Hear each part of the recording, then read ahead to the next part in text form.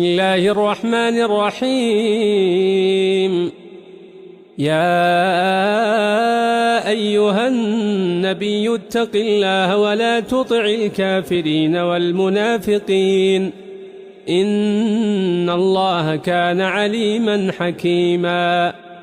واتبع ما يوحى إليك من ربك إن الله كان بما تعملون خبيرا.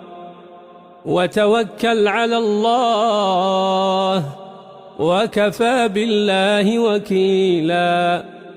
ما جعل الله لرجل من قلبين في جوفه وما جعل أزواجكم اللائي تظاهرون منهن أمهاتكم وما جعل أدعياءكم أبناءكم